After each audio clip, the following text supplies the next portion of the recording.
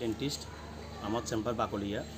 প্রায় বিগত 18 বছর ধরে আমি ওখানে এলাকায় সেবা করে আসতেছি এবং থানা পর্যায়ে পর্যন্ত তারা বলে এসেছে আমি চিহ্নিত মাদক ব্যবসায়ী।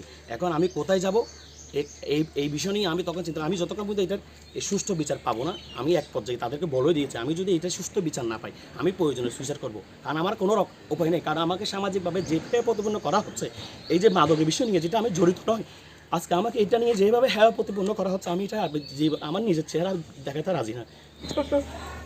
আমার মাদক ব্যবসায়ী নয়, চেষ্টা একটা হসপিটাল সারা এই 18 বছর এক ব্যক্তি তার 15-20 বছরের মধ্যে আনারে এইসব দ্বারা যন্ত্রণা করে। আমি ওনারা কাছে একটা সুস্থ একটা বিশেষ আছে সরকারের কাছে অনেক বিপদ করি। আর একজন দুটো বাচ্চা আছে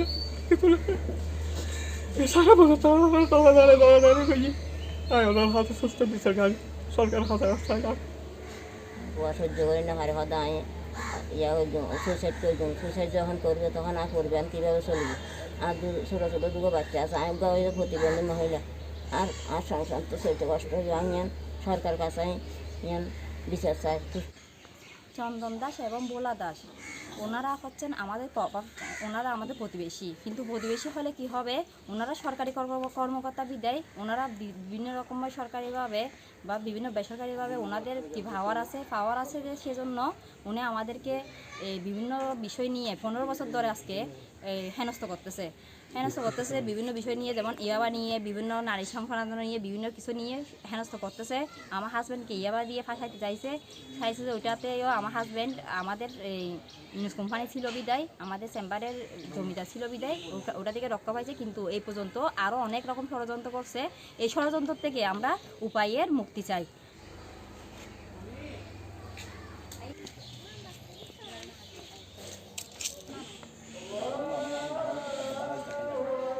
একজন হিউম্যান রাইট অ্যাক্টিভিস্ট হিসেবে যেটা আমি দেখলাম, ওনার বিষয়টা মাঝে মধ্যে ওনার এখানে আমি ওই ডেন্টিস্টের কারণে ওনার এখানে ক্লিন প্লাস এগুলোর জন্য যেতাম। তো আমি দেখলাম একজন হিউম্যান রাইট অ্যাক্টিভিস্ট হিসেবে উনি যে কাজগুলো ওনারা একজন ভূমি কর্মকর্তা হিসেবে একজন সরকারি পাওয়ার থাকে, দ্যাট মিনস অনেক ধরনের অপকর্ম নিজেই করে এবং একটা সাধারণ ফ্যামিলির উপর যেভাবে এবার টর্চার করে আসতেছে। তো আমি লাস্ট পর্যন্ত দেখলাম যে না, এই ধরনের একজন মানবাধিকার কর্মী হিসেবে অবশ্যই আমাকে এখানে রেজ করা উচিত, আওয়াজ তোলা উচিত। তাই আমি ওনাকে বললাম যে অসুবিধা নেই, যেখানে আপনারা বলবেন সেখানে আমি এই বিষয়ে আসলে এটা তো খুবই ন্যাক্কারজনক আপনারা যেটা মনে করেন, কারণ এই ধরনের হতে পারে না।